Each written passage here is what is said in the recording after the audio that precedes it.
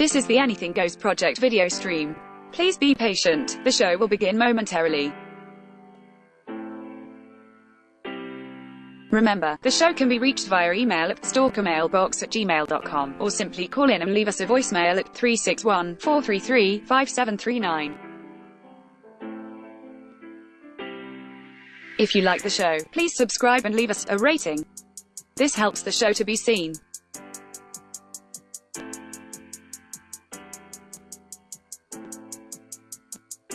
More video streams can be found on the Anything Goes Project YouTube channel. To help the show, subscribe and like the channel.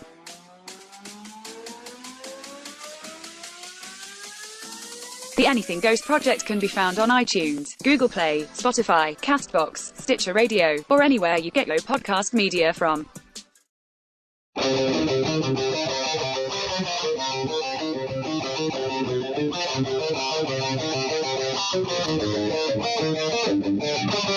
You're listening to the Anything Goes Project. Interesting topics, interesting things. Real stories by real people. Your host is Mike. The Anything Goes Project is a production of M&C Designs. Be advised, this show may not be suitable for all ages. Many of the topics are for mature audiences only. The explicit tag is there for a reason. If you would like to contact the show, email us at stalkermailbox@gmail.com, or leave us a message at 361-433-5739. And now, on with the show.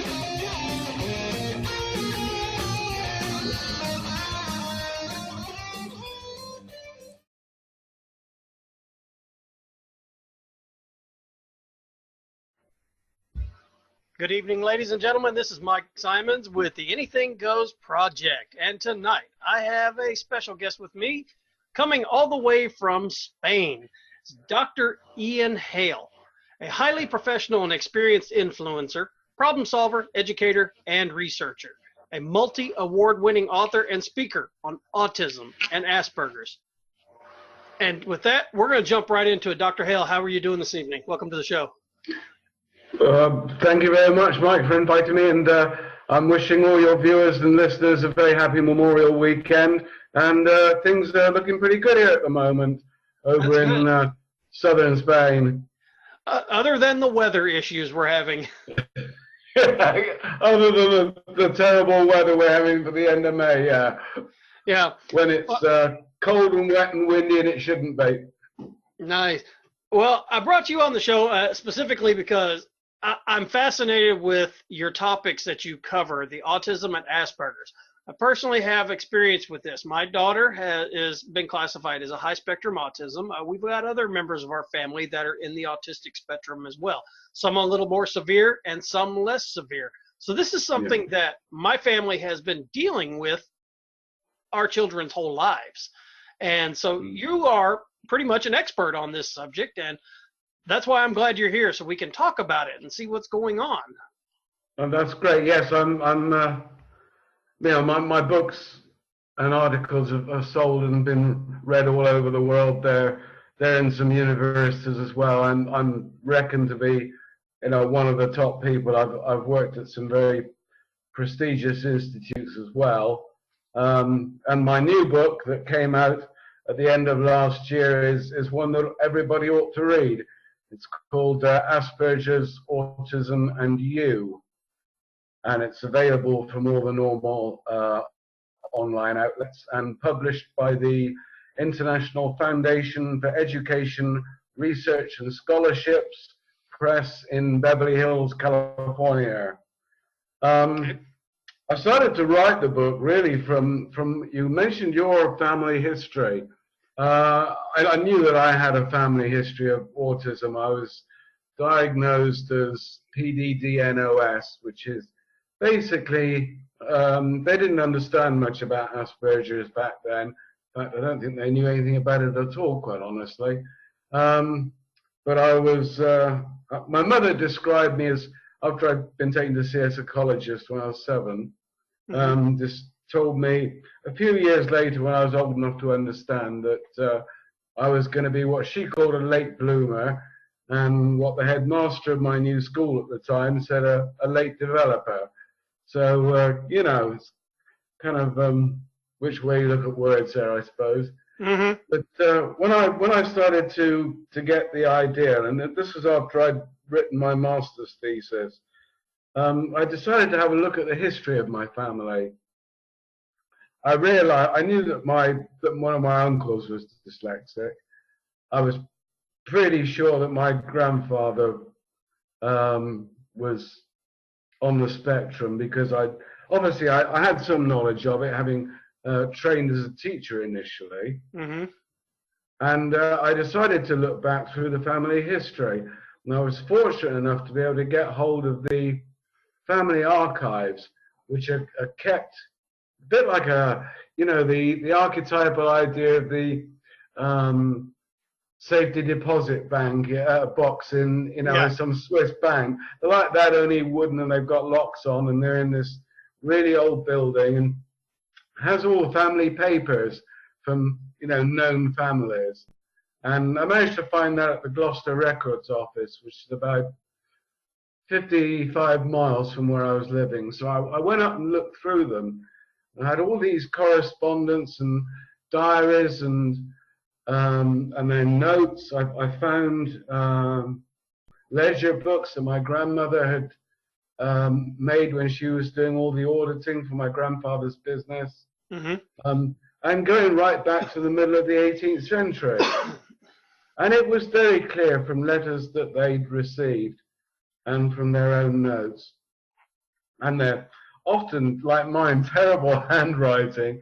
It was very, very clear to me that autism and Asperger's had gone back through my family on my father's side, the Hale Mm-hmm. side, at least 250 years, because the records went back to the 1740s. Oh, And wow. I went through all of them carefully twice, which was quite an extensive piece of research. Imagine it was. So I knew for a fact that I was onto something that was definite, that was definitely genetic, and that was definitely influenced from my father's side. Now, I managed to find a loose leaf book of poetry by one of my, I don't know, great aunts, I guess. And that was from an early one. That was from about the 1760s. And reading her poetry, now, as far as I know, she was never published, but the particular poetry that I was reading, it was incredibly obvious to me, and from looking at her diary, that without any doubt she was Asperger's syndrome. Mm-hmm. Reminded me so much of my own poetry. I'm quite a famous poet as well. I know that sounds terribly immodest, but I've had awards from the National League of American Pen Women and from the world governing body of poetry, which is called the United Poets Laureate International. And I have books of poetry out there. And, that's relevant because, that's Aspie poetry. And reading mine and having written mine, because I started writing poetry when I was about maybe 9 or 10 years old, and then reading this lady's from, nearly 300 years previously, it was extraordinarily striking how similar some of the visual imagery was. Yeah. And that really put me on the hunt to find out more and more and more and more and more and more and more about this. And that was how I kind of got into it. Okay. Well, before we go further, so for any of my listeners that may be listening that aren't familiar with, I think most of the people listening are familiar with the term autism, but some people may not necessarily be familiar with the term Asperger's. Can you give a brief explanation of what I guess a clinical diagnosis would be? Yeah, so I think I'll start with a brief history, if that's okay, Mike. That would be perfectly fine. There were two psychologists working in the 1940s. Autism itself had first been described, but the term autism had not been used in a book in 1926, if I remember rightly, written by a Dr. Sukhareva, who is a very famous Russian psychologist. She described exactly exactly the symptoms that we now, when they're in a constellation, when they're put together, are autism, but she never used the word autism. But she's really the mother of our modern understanding. At the same time, an Austrian doctor was working in Vienna. His name was Dr. Hans Asperger, and he was working with a group of young boys who were schizophrenic. But he noticed within that, he was aware of Dr. Sukareva's books on autism, because he was a generation later. He was working in the late 1940s, and he was aware of the difference between autism and schizophrenia. But he noticed within this quite large group of boys, and the group number varied over the years that he dealt with, that there was a subgroup that had some of the characteristics of schizophrenia, some of the characteristics of autism, and yet also some unique characteristics all of their own that didn't fit into anything he already knew. And he took a particular interest in these 5 boys, and worked with them. One of them ended up solving a centuries-old mathematical problem. A second one ended up winning a Nobel Science Prize, and the other 3 did very, very well as well.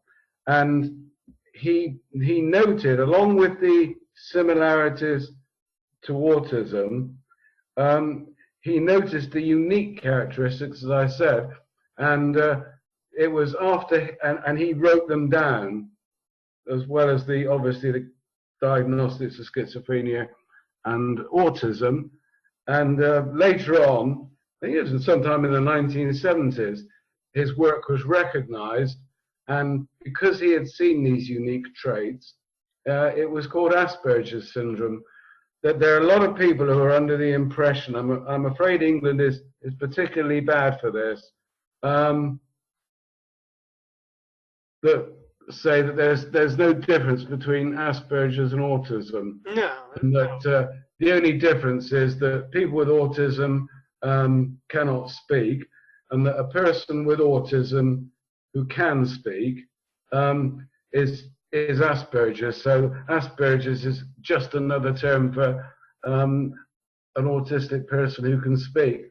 But when you actually look at the brains of people with autism, with normal brains, and with Asperger's, particularly when you look at the reception neurons, either under fMRI scans, or when you actually do brain dissection, you can see that there is a very noticeable physical difference. It's interesting to note that until the mid-1960s, Asperger's was always considered to be a mild, high-function form of schizophrenia. It was never actually connected with autism until about 1965.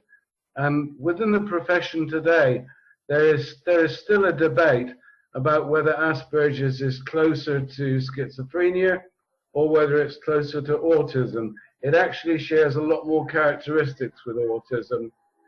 But it's interesting, if you take schizophrenia and you take Asperger's and you take ADHD, those 3 together share more common characteristics than any one of them does with autism. That's interesting. So I certainly, I'll put it on the record now, and I'm aware that what I'm about to say is controversial, but as someone who has practiced medicine, although I'm not a doctor of medicine, but clinical science, if you like, I have no hesitation in saying that autism and Asperger's are 2 interwoven but still separate conditions. Yeah. It makes me kind of curious because I never met my biological father, but my mother did tell me that he was diagnosed early in childhood as being schizophrenic. and he had social issues. He couldn't socialize, and how he I guess adapted was he used ventriloquism. Amazing. And so, I mean, I don't know if that would have, if we had known, if everything was tested, now it would be classified as Asperger's. It could well be. High functioning people find ways of coping. In the sort of community, I guess more so in the professional community, it's referred to as masking. They find ways of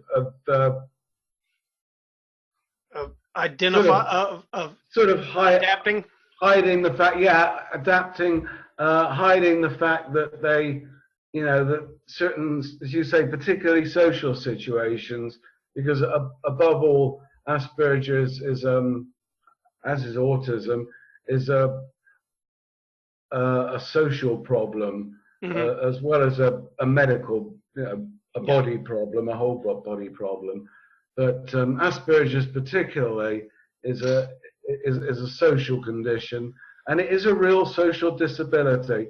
I know, again, that's something else controversial. I've said two controversial things in 5 minutes. But the fact is, these are real disabilities when you can't communicate with bureaucracy, when you can't communicate in order to sort your money out, in order to pay your rent, when you can't communicate to a doctor how you're feeling.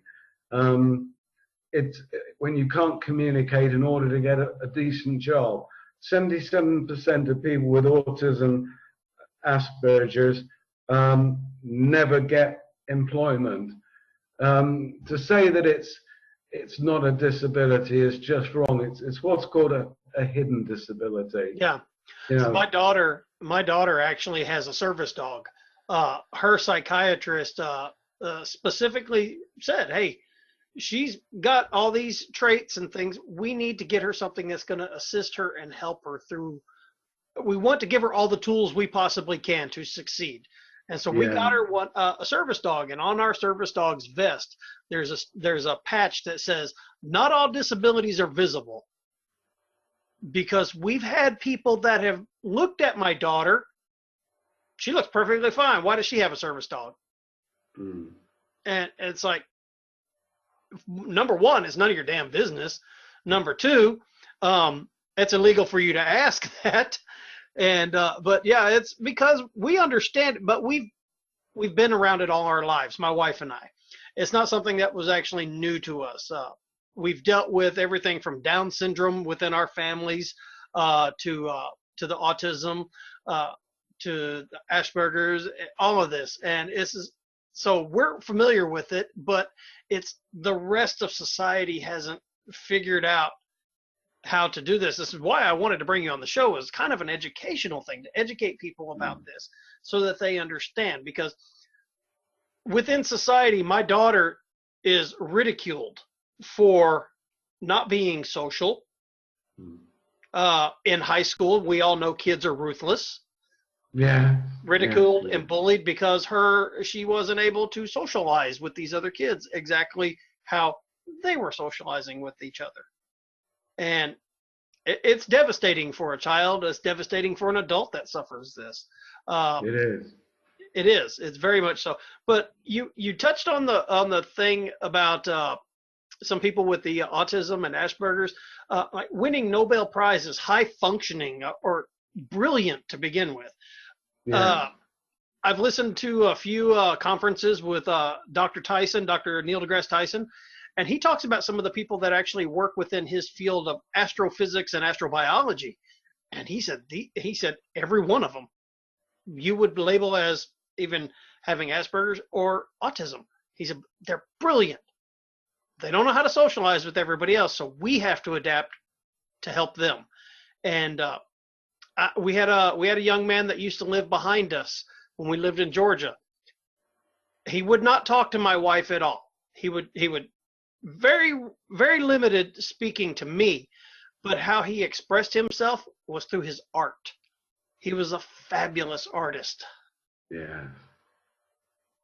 But yes, you look through history, and we're beginning to have a good understanding of the genetic patterns, the DNA patterns, which are common to specific conditions. Yeah. And not enough to be too definitive yet, but enough to know the difference. For example, between someone with dyslexia and someone with, let's say, bipolar, we can certainly go that far without any problem, and that applies equally to autism and Asperger's, and a few of the others.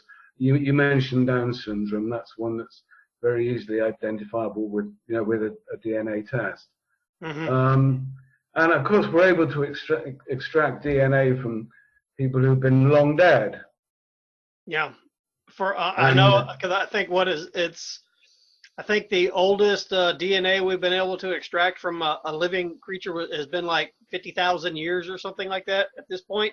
Yes, one of the mammoths that was found in one of the tar pits in northern Russia and Siberia, I think. Yeah, I think Something they were like talking that. about trying to cross that DNA with an Asian elephant to try to get a clone version of a mammoth, a Russian mammoth. Yeah, and that certainly is that's something that's certainly going to get done in the not too distant future. I predict that will be done within the next 3 to 5 years. Yeah, especially with the advent of CRISPR coming online. Yes. And yeah, that right there is going to be a game changer if we can get it through the other stipulations with, because I know some people are so worried about using CRISPR to make designer babies and things of that. And but we've got to get over that. I mean, personally, I've looked at the research on it and the studies and read a lot of the peer-reviewed papers. And if I was given the option, knowing that I was going to have a child be born with Down syndrome, but using the technology with CRISPR, being able to correct that gene when it's still in the zygote phase before it actually develops into the full baby, and correct it, who wouldn't do that? Who wouldn't want to do something to better a child's life? Nobody with any sense of humanity, in my opinion. Yeah. It's something that I would certainly do without a second thought. Obviously, you feel the same way, and I'm sure that any good and decent and compassionate person would feel as you and I do. Yeah. But I think where we're going to have the problem is all these governments are going to put so many regulations on it to where it's going to be pretty much only the mega wealthy are going to be able to do anything. Within the biohacking community, and one of its developments, Cas-X, that they're already very makeable. Whatever governments do, they might be able to drive it underground, but they won't be able to stop it. Yeah. And even if one government, I mean, let's take for example the United States government decide to ban it. There are plenty of governments that won't. Yeah. America would, or I don't know, let's say Japan, if they banned it, they would very quickly find themselves half a century behind the rest of the developed world. So it's a risk they can't take.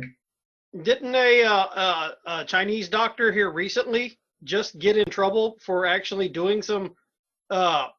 Yes, he modified three babies, as it turns out, and they're conducting an investigation because he didn't ask permission first. But it seems that he's created 3 children of exceptional intelligence. The problem is that he doesn't know what it is he did, which has been the cause. And this is a bit of a problem with CRISPR. If you imagine the genome as a great big jelly that's sitting there, if you nudge one part of it, that affects everything else. And we haven't read the entire genome yet.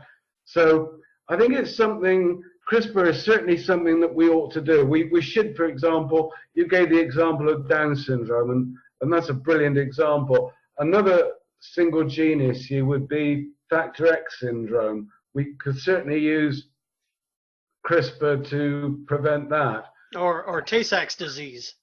Yeah, or Huntington's. Or Huntington's, yes. and we certainly should do those things. But when we start modifying more than one gene, and when you're looking, going back to the subject of autism, Asperger's, we're probably, oh, and I'm about to do it again. Sorry, Mike, but I'm about to be controversial again. Go for it. My guess is that with Asperger's, we're probably looking up to around 300 genes. With autism, we're certainly looking at around 200 genes to be altered, and on different chromosomes. Yeah. And once we start doing that, we don't know what the effect that's going to be on the rest. Yeah, so I was about to say that. We're going to have to take a lot of care over. But the single gene issue ones that we've discussed, yeah, we could and we should be doing it already. And I'm disgusted that it hasn't been done. Yeah, I'm kind of on the same page as you are. I think if whatever we can do to betterment of humanity, to better the quality of life of any human being, a child or whatever, we need to do. I understand what you're saying. We have not mapped the entire human genome yet. We're close. We're getting there. The technology is coming around. The computer processing power is coming around. And so, as you said, though, 300 genes and some chromosomes, that altering those could cause a ripple effect, and we don't know what that effect is. And I can understand right there, in a situation like that, we wouldn't want to do it without knowing exactly what's going to happen, because you could even make that child's life worse. Yes. And of course, there's something else we must consider. If we make those sorts of alterations, we're introducing an epigenetic factor. Now, that child, we hope and pray will grow up to be, healthy and happy, and will go on to have children, who will go on to have children. And what happens 6 generations down the line? Yeah. We don't know how the genes are going to mutate. What's going to happen? No, we don't. And until we've got the whole genome and we can map it and start doing computer modeling, I think we ought to. I think we ought to be a little careful about doing multi-genetic modifications. Yeah, it's my opinion, is all. And it's a good opinion. It's better to be on the safe side. I mean, yes, I can understand how people are wanting us to hurry up and rush forward, but when we're dealing with a human life, the caution is needed. It's different if you're dealing with a piece of something mechanical. You break it, that can be rebuilt. You break a child, it's not like you can rebuild it. No. As I say, we do need to do the computer modeling so that we have an idea of what effect those changes will have through later generations. Now, how far out do you think we are to finishing up the computer models and getting where we can map the entire genome? If Moore's law is right with computing power, we should be there within 2 years from now. Okay. Good. I'm looking forward to it. I'm a big science nut. I love reading these science articles about things that are coming on. Just last month, I was so excited whenever they released the first image of the black hole. And they were able to attribute it to this one young lady who actually wrote the algorithm for it. But my hat's off to her, because she refused to take full credit for it. She said, we're a team. There was 300 of us in here. But it was basically, she wrote the program. Yeah. So what else have you got going on right now with your research and some talks and things you're doing there? Or if we can go a little deeper into some of these subjects. Well, right at the moment, I'm looking. I want a wide audience for my new book. It's had great reviews. I say, it's published by a foundation, what I believe is called a 501c, and a very well-known foundation whose president and CEO is Mr. Newton Lee, Professor Newton Lee of Beverly Hills in California. And what we're hoping to do is to get a lot of publicity and sell a lot of books. And we're looking for sponsors to get me to America to do talks and come on the media shows, and find a university, preferably in California, but it doesn't have to be.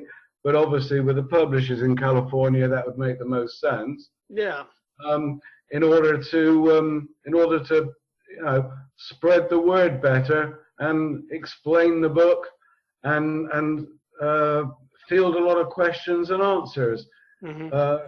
It's generally felt that that what I have to say is probably more applicable to America than necessarily to Europe, which is it's difficult to describe. Some parts of Europe are irretrievably backward on when it comes to autism and Asperger's, and they simply aren't ready to hear the message. And there are other parts of Europe that are more advanced, but wrong, and they're very closed-eared as well. But you know, I have experience in America, and I've always found Americans to be very, very open people, and we feel that it's in everyone's best interest if I can come over to America and talk about the European experience, talk about my experience as someone who is himself Asperger's, mm-hmm. and frankly, all the terrible things that I've experienced and am experiencing as a result of that. You know, that there were no provisions. My parents never got any help. I never got any help at school. Come from literally a dirt poor family, so you know, no one got to, you know, buy me a place in a good university or buy me a degree like, you know, some people. Mm-hmm. You know, it's very much the kind of you know, Dockland area blue collar story in my case, and a lot of people feel that it would be much better to hear it from someone, you know, who's really been through an awful lot, which is again what makes me so passionate about trying to help. Yeah. And reach out, and why I've been very careful with the book. I put as much information as I could in it, but I wanted to keep it short, so that it wouldn't be one of these $40 books. And there are a lot of tips during the book on how you can achieve things on a very low budget, because I know a lot of people in America struggle with medical budgets. Mm-hmm. So, you know, I very much wrote it with America in mind. I have a number of relatives in America. So what we're looking to do is to find me a place at an American university, because there's more research I want to do. And also, you know, to book lecture tours and media appearances, and, you know, to share the transatlantic view, the hands across the ocean. Yeah. And it helps a lot that you know how some of these people that are actually dealing with maybe a child that has autism or Asperger's, you know firsthand what it's like to be in the situation versus some, like you said, some guy who's Harvard graduate, never experienced a bad day in his life, had everything handed to him. It couldn't tell you. You could definitely tell this person had no symptoms. There was no genetics for it or anything, and they're going to try to lecture somebody. I think people would be more understanding to listen to you. Do you know who Temple Grandin is? Yes. Yes. I saw the television film on her life. I believe Claire Danes played her. Yes. I mean, that's what a lot of people, when they look at her story, I've listened to her story, I've read her book. It's fascinating. But people related more to her telling the story because she's living it firsthand. Mm. And it's not a secondhand tale from like a parent telling the story of, because even though I'm a parent, ultimately, I don't know what's going on in my daughter's mind or my nephew's mind or anything like that. So hearing it from them has much more of an impact and power on everything. Yeah. I've read, I think 4 of Temple Grandin's books, and I've listened to a number of talks, including one of her TED Talks. Mm-hmm. And she has no bigger admirer in the world than me. She was the absolute standard bearer. She was the first person to really stand up and talk about autism. But we must also remember that Temple Grandin is autistic, not Asperger's, and it's something that really wasn't brought out in the film that should have been. Temple Grandin comes from a very, very wealthy background, and she had an awful lot of support and an awful lot of advantages which the vast majority of people don't have. Right. And the same applies to one of the directors of Autism Speaks, Dr. Stephen Shaw, someone else from who had an awful lot of support from coming from a very rich background. I'm the guy from the other side of the tracks, and yet I've got my doctorates. I've done my time in laboratories. I've worked on genetics. I've paid a very high personal price, so I know the deal at the bottom of the ladder. Yeah. And that I think is what's needed, to be quite honest. It's what's going to set you apart from everybody else, that you're speaking to the majority. Yeah. I'm the guy from Barton Hill. I'm the guy who came originally from next to the canal by Bristol Dogs Home. Mm-hmm. Now, you and I were talking on the phone, and we were prior to this conversation, we were talking about interactions with people that were autistic or that have Asperger's, and you had mentioned some ways that we need to start thinking as a society of how to help make the interactions better. Yes. Do you have any? Want to elaborate on that? Like, what are some of the things that you would suggest? Well, I think one of the things we've got to look at, people with any neurodiverse condition, whether it be autism, Asperger's, bipolar, schizophrenia, factor X syndrome, and I could go on for far too long on that. One of the characteristics that's common to all of them is that all of them have very unusual sleep patterns. They don't have the industrial 9 to 5 sleep pattern. You go to bed at 11 at night, you get up at 7 o'clock in the morning, you shower, you have breakfast, you go to work. People like myself, we can't do that. So right from the beginning, when you first go to kindergarten or you first go to elementary school, primary school in England, you're being squeezed into something that you're not. I mean, my memory of school is underperforming because I was always so tired. Mm-hmm. You had to be at school at 8:15 in the morning. I wasn't really awake until like 4 o'clock in the afternoon. I found university much easier because of much more flexible working hours, and of course they have to be because at university there are so many more people on the spectrum than there are in a normal school. My parents tried to get me. My parents recognized this problem and tried to get me into a Montessori school. Mm-hmm. Because I mean, my parents recognized very early that I had unusual, abilities in some area, and some very severe disabilities in other areas.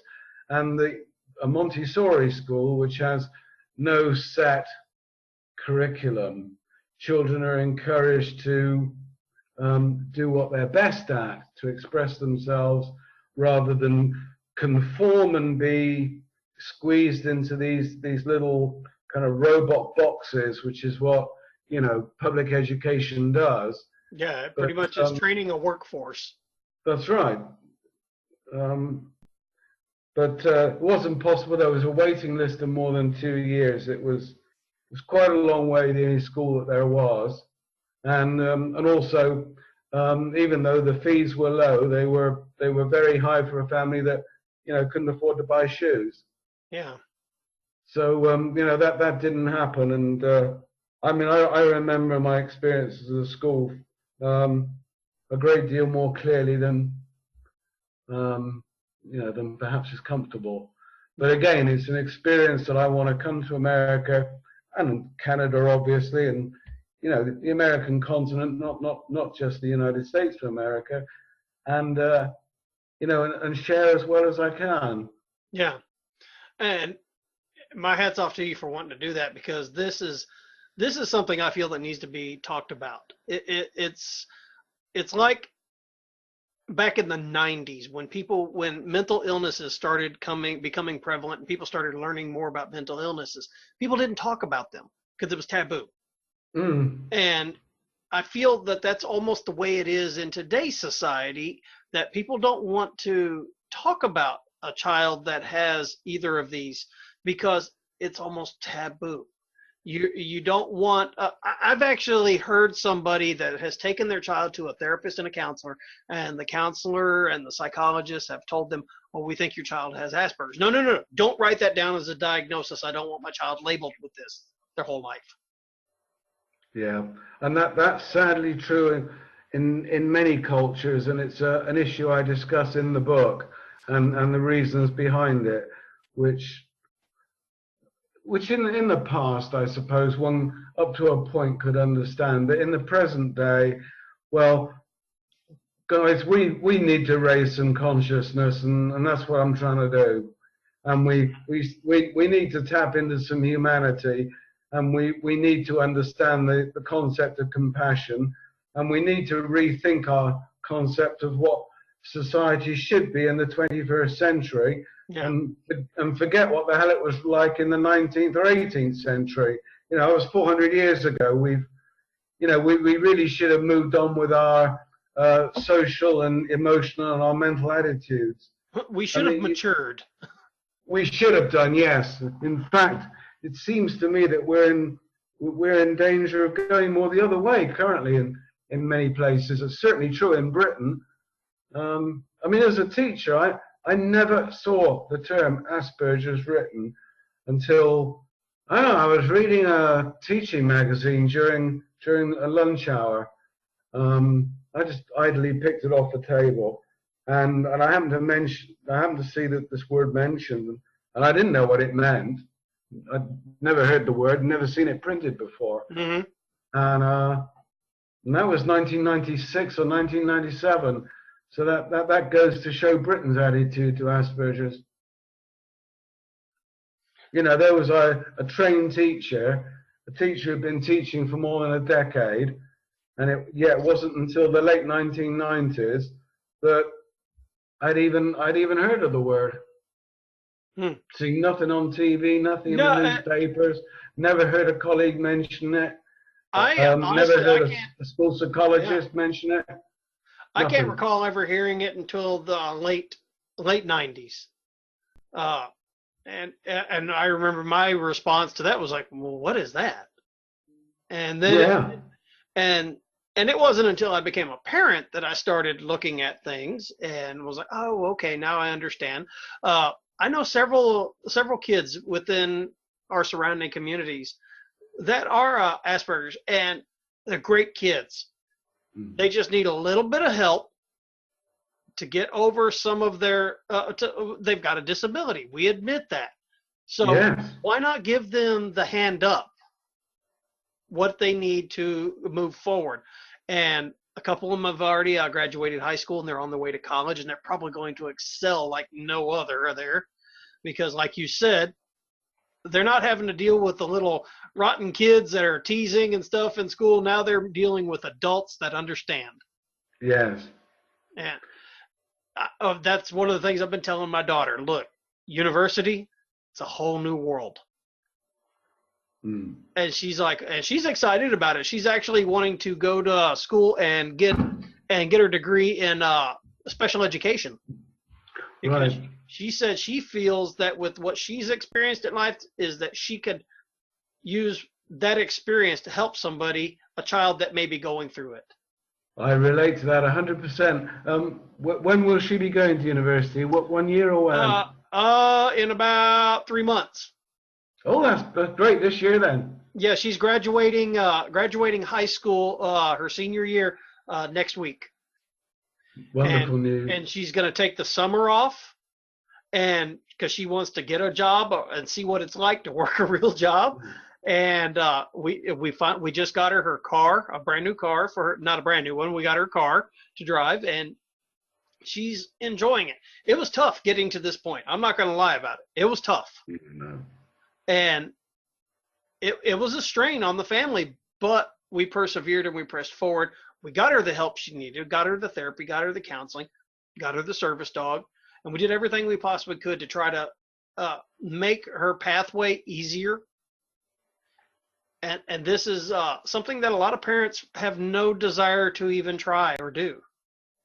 No, because again, you know, they don't like the idea of their child walking around, for example, you know, with a service dog, because it's an identification, and they fear being socially excluded, or they fear that the child will be socially excluded because of it.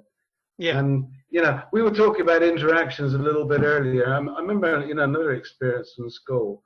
I remember vividly sitting in one of the classrooms, and there's about 45 kids in the class, which is way too many, you know, far ridiculously too many, but typical of Britain.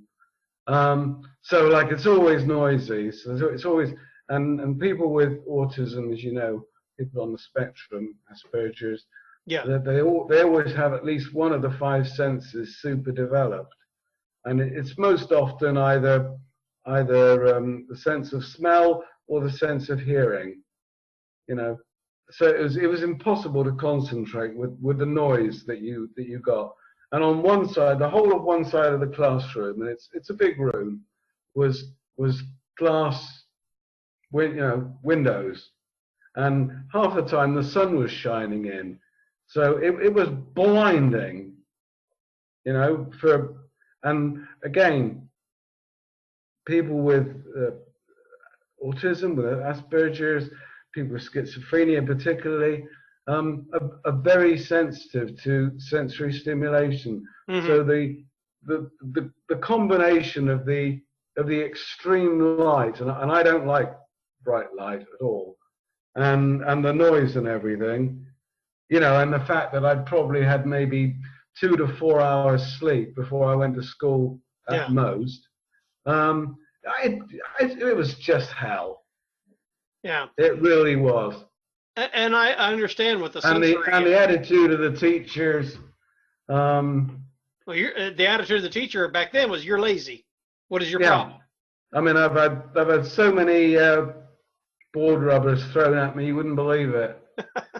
Big wooden board rubbers, and they hurt too, particularly when you're, you know, 6, 7 years old and you get covered in bruises and stuff.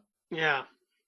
See, and that still happens. That still happens. Children are regularly, disabled children of all types are regularly abused in Britain, and adults too, for that matter. Elderly people in care homes, schools, bullying in the workplace is very common for people in the spectrum, and I don't know anybody who's yet successfully sued a local authority or the UK government. The cover-ups, the stalling.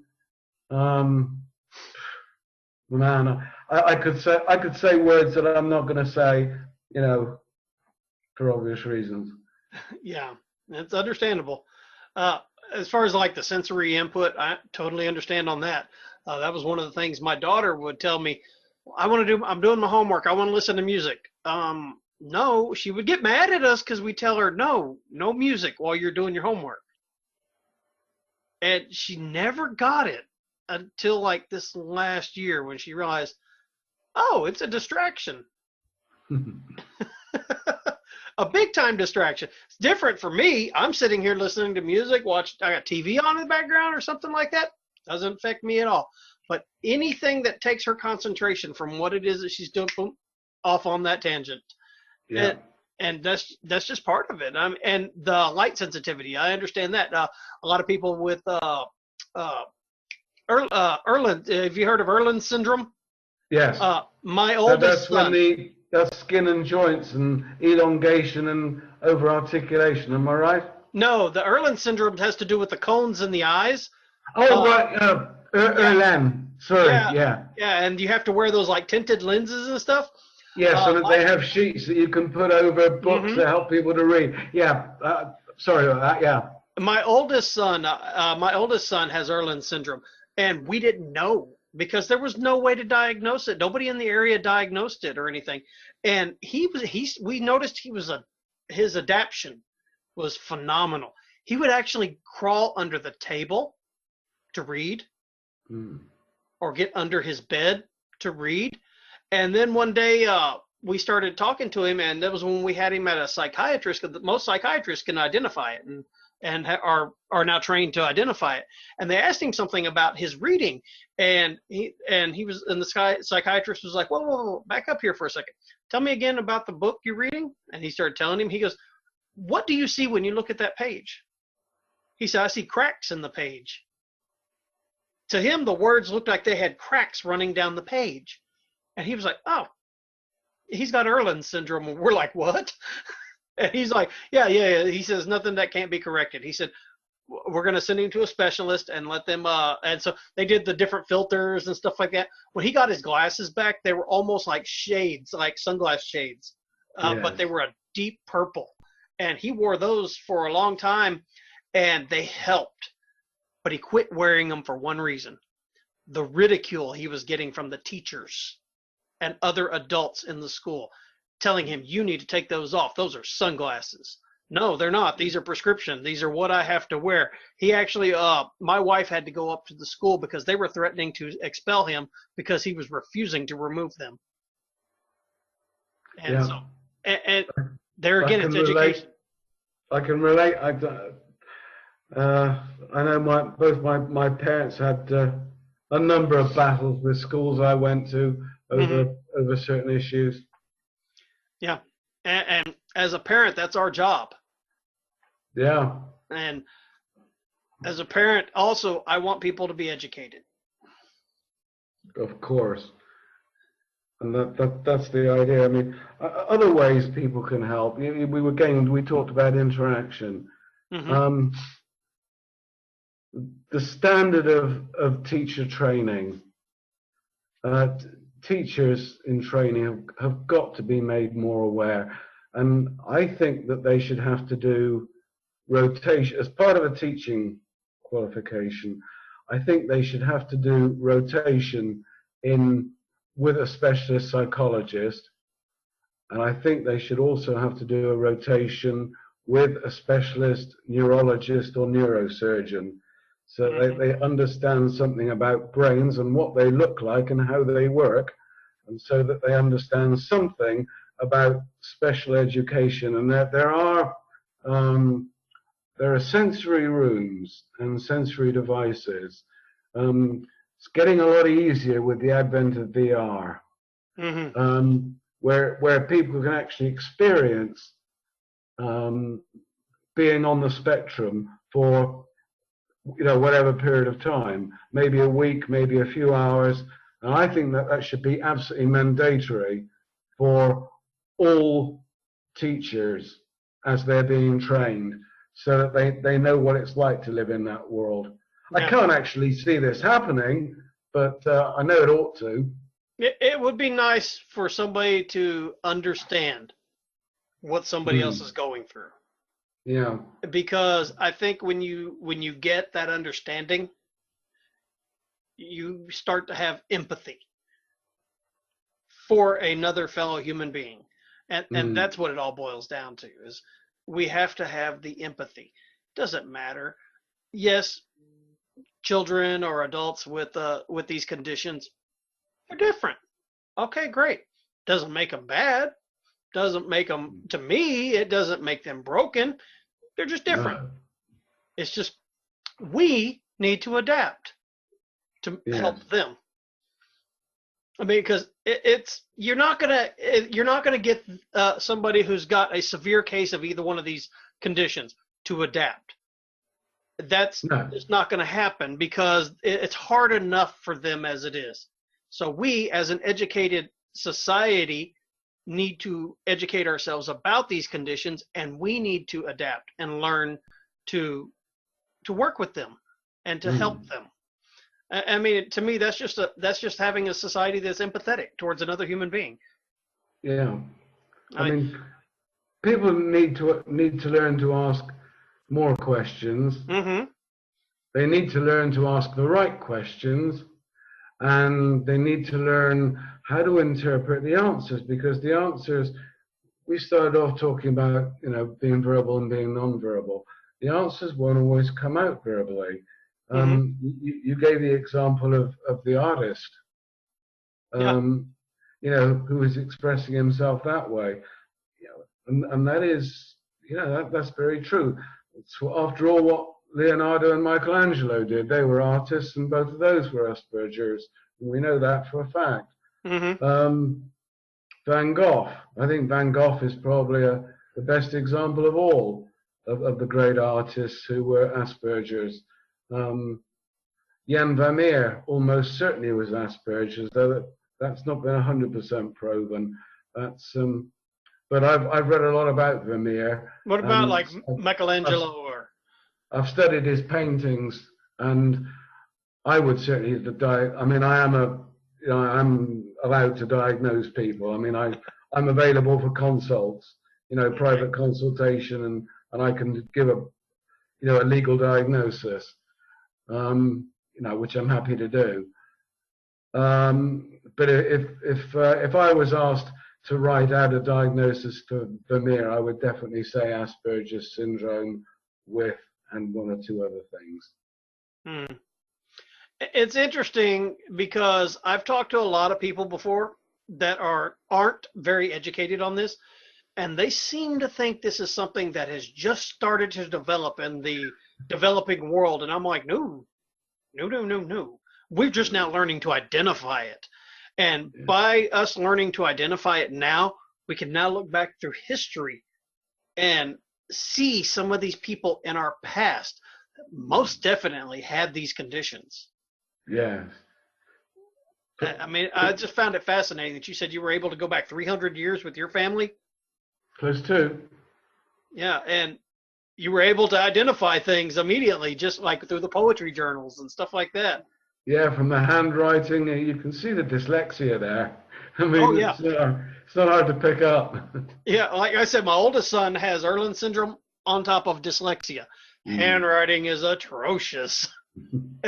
But he has learned to adapt. You can read it now, but it's still not the best in the world. My handwriting's bad. I'm pretty sure I have dyslexia. I was never diagnosed as a child.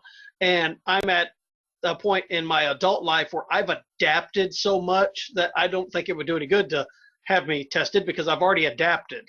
I'm an avid reader. I do all these things. I mean, every now and then I'll catch myself writing stuff backwards. Like, gotta fix that. So. Yeah, I have a little problem, right? I mean, my writing is very scruffy, always has been. There are times when I can't read it. So I tend to try to print things out now rather than do cursive. Yeah. But generally, I have to be patient with myself, which I don't find easy to do. But the advent of the keyboard and predictive text is a terrible thing, and we certainly don't want that. But spell check and am I allowed to use commercial names on this? Oh, absolutely. Yeah. So spell checker, grammar, the grammar checker. There's a program an app you can download called Grammarly, which I use that. Very, very good.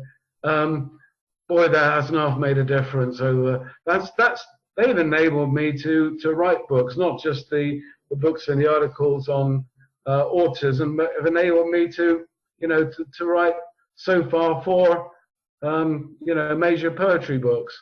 Yeah. for which I'm looking for publishers at the moment. Since the initial one went out of business in England. I wish Grammarly was around when I wrote my first book.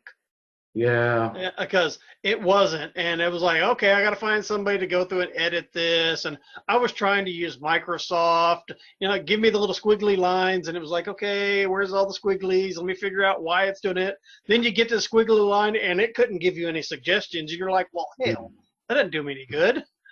And so I started using some software called Scrivener, and it was actually really good at detecting a lot of these things.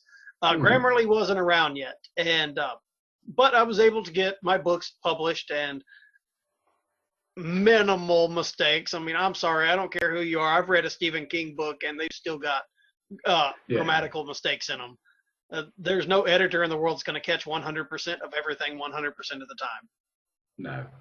But Grammarly's pretty good. I've started using it since it came out. Especially with podcasting, and I'm writing show notes, I'll look up and there'll be a red line, and I'll just go up there and click on it, and it fixes it. So, I think it's great. I mean, something that I wish was much better than it is, and I've tried a lot. These talk-to-text programs. Dragon Speak was a good one. Yeah, except it never worked for me. At best, even naturally speaking, 13. I can't remember, but the special type for it. At best, I was only getting 50% as a hit rate, and I've tried a couple of the other ones. I bet it has a lot to do with your accent. They just don't work. It probably has to do with your accent. I think it does. Also, some of the it sure doesn't like scientific and medical terms. No, because one of the things I have noticed, the Amazon Echo Dots and Alexas, I've seen a lot of videos on this. An American accent, they pick up just fine. I've seen people with Scottish accents do a video, and they're asking it to do things, and it was like, I'm sorry, I can't help you. I don't know what you're saying. And yeah. We have to get the software and that's something that's hard to do, because you actually have to have somebody that can program the linguistics of every culture out there, because I mean, language is like human evolution. It evolves. Yes. Yeah, constantly. Constantly, yeah. You got so many derivations of Spanish and Latin and stuff, and even in the United States, there's so many different colloquial terms that you're in one place, you say that in another place, they're going to look at you like you're an idiot. So, but yeah, we're running on an hour now. That would be a great help when hopefully we'll be able to. I mean, I've got maybe 20 unwritten books, because writing takes a long time because of the dyslexia. And it would be, as I can't afford a secretary to dictate them to, finding a good talk type program would be great. But I fear that somewhere in the future. I had great hopes, because I'd heard very good reviews of naturally speaking 13 and above. But when I got to use it, as I said, it was frankly no better than version 10, which I first had. Yeah. Well, Dr. Hale, we're running on an hour now, and so at this point, I would really like for you to give out your information to my listeners, and also after we get done with the show, if I could get you to send it to me, all your other contact information and stuff, like your website, link to your books and stuff like that, so I can put that in the show descriptions, because I want my listeners to be able to get back in touch with you and to contact you and maybe have a discussion. And also, is there some sort of a Patreon page or a fundraiser for this Getting You to America set up? Not at the moment, but it's been suggested. It's certainly something that I would like to set up, but to be honest, I'm the most tech person in the world, and I would need a lot of help for someone to set that up. I've never used Patreon. I'm not good at social media. I am fundamentally a shy person, and I'm not very good at self-promotion at all. And I think you'll find that most Aspergers are pretty shy. I'm not sure whether that's a function of a condition or a function of the fact that because, we do have, people who are autistic or whatever, do have these social issues. You learn to, I don't know, swallow rejection at a very early age. So I think that tends to kind of drive a person into themselves and make them rather withdrawn. And that was one of the two reasons that I went into teaching. One to try to my teachers are so awful on the main. I thought, boy, I reckon I can do a better job than this, and I would like to do that, which I did. And the second was to improve my interpersonal skills, and learning to become a teacher, and then being a teacher certainly did do that. So it was all very planned out, Yeah. Well, when you're the foundation that's doing your book, if they set up something for you, some sort of Patreon or some sort of a fundraising thing, definitely want you to get back in touch with me. I want to link that to this show. I mean, even if it's a year from now, I can still go back in and edit and link it to the show. I'll send you those things hopefully within the next couple of days. Is that okay? That's perfectly fine. Yeah. The video for this will probably go up late tonight, early in the morning. And as soon as it finishes processing, I'm going to send you a link so you can share the video with your people that you want to see it. And I'll send you my CV the moment we finish this broadcast, on Facebook. And if I could have your email address in your reply. I believe I have your CV right here.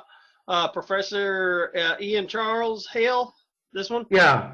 Yeah, I've got that one. I've got all that. Does it have all of your, it's got all of your information on it. It's got your email address. The only thing I need is a link to your book. Right. Have you got my Skype there? Your Skype handle? Yeah. No, I do not. Well, that's a previous CV. There's a new one. I'll send it to you. Okay, cool. Well, one that's more kind of suitable for America. It's a 2-page, and it's a lot easier to deal with. Good. And I'm actually sending that on Facebook as we speak. Awesome. I will definitely put that into the show description so my listeners can know exactly who it is that they're listening to, because this isn't like I just brought somebody on that did not have any knowledge about it. You have definitely have the knowledge, the background, and the education and the credentials to show. I know what I'm talking about. So with that, you got anything else you would like to add before we wrap up this show today? Yeah, one or two things. Again, I'd love to go back to what we were saying about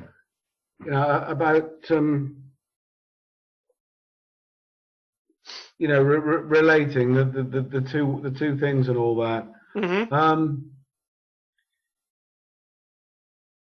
I noticed that in one of her speeches, Dr. Grandin said also that it is up to somebody with autism, Asperger's, whatever they have, to actually themselves not sit back and just wait to be helped. They need. You mentioned about a hand up. Yeah, that's exactly what people need. But she said that people with autism and that have to be able to actually make the effort themselves to grab that hand when it's available and understand themselves when they become adults and push their own limits and explore their own limits. And it's incredibly difficult to do. It takes extraordinary energy and an extraordinary amount of self-care. But the fact is, as with so many things, Dr. Grandin is absolutely right. And I don't know how many people will have seen that, but I know she got a lot of negative feedback for that comment. but Dr. Grandin has never been afraid to say it the way it really is. No, and, she hasn't. And what she said needed to be said, and I support that as well. If you can, then do, and if you can't, then at least try. Because that interaction, yes, society does need to come in. It does need to help us. It does need to understand us. It does need to explore us. But that does not give us, as neurodiverse people, the right to just sit back and feel an entitlement. Yeah. We have to walk toward them as well.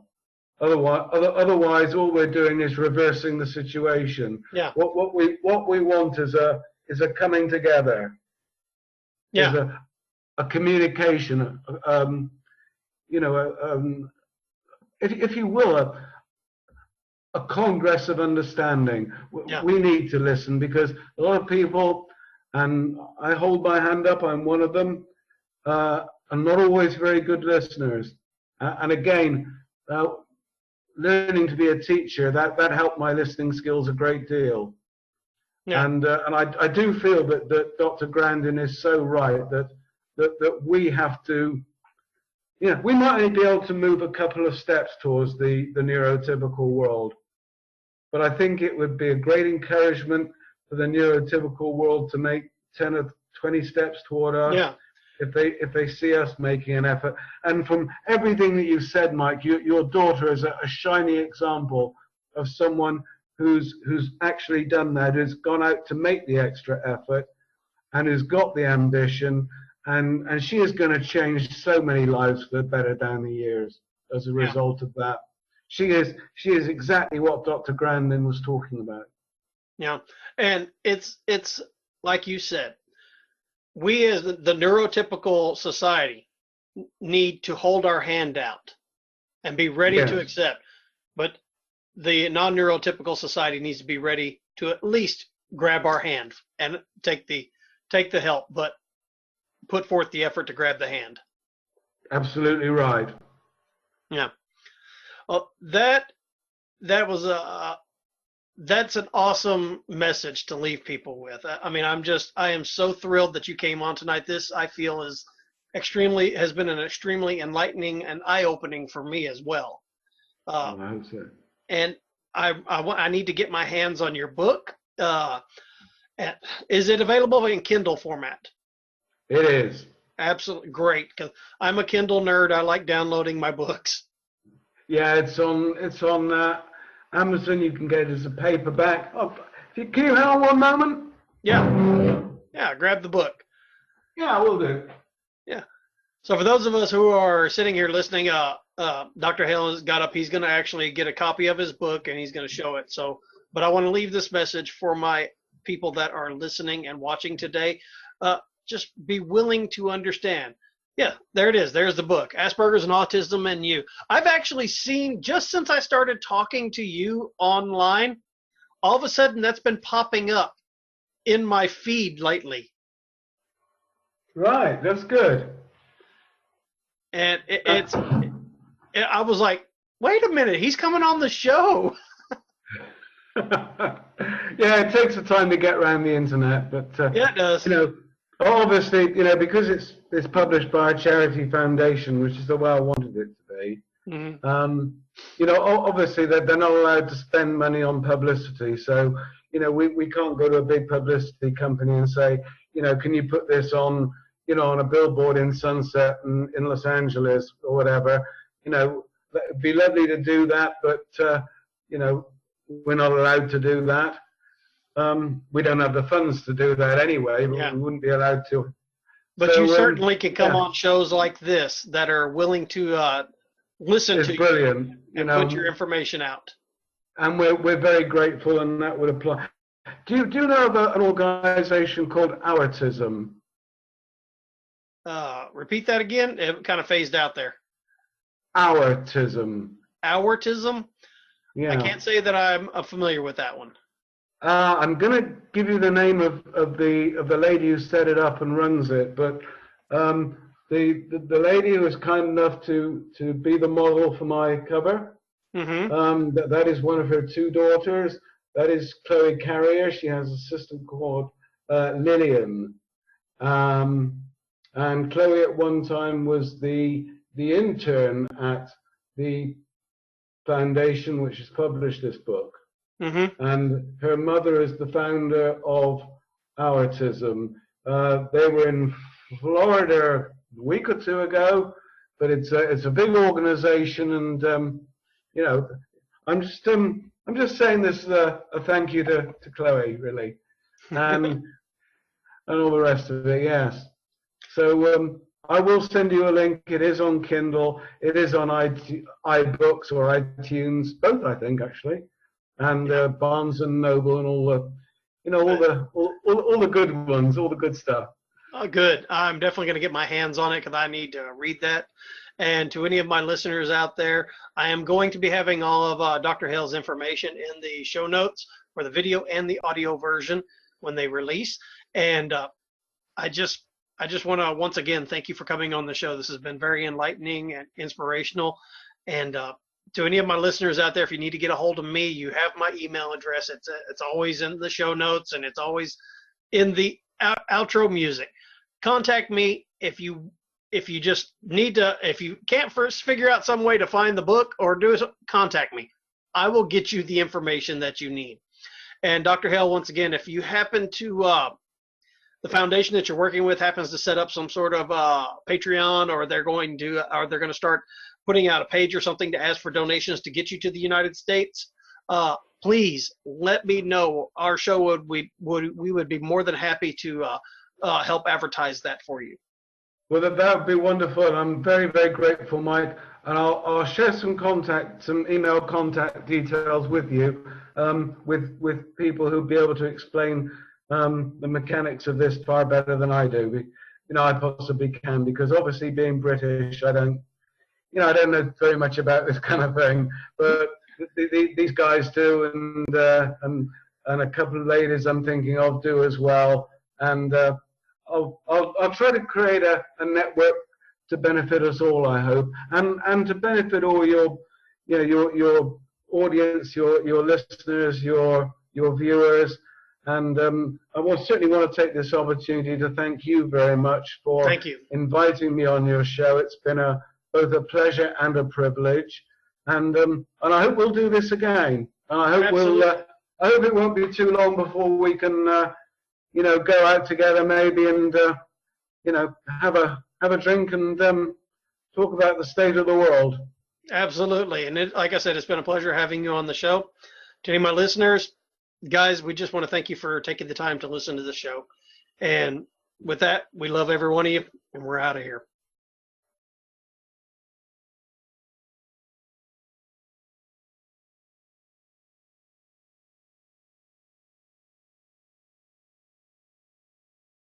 Now, here comes the music.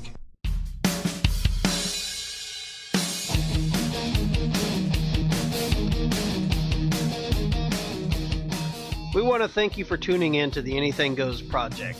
If you like this show, subscribe and share it. That would greatly help us out. To contact the show, email us at stalkermailbox@gmail.com. We love hearing from our subscribers and our listeners. The Anything Goes project can be found on iTunes, Castbox, Spotify, Stitcher Radio, TuneIn, and many other Android applications. And once again, thanks for listening.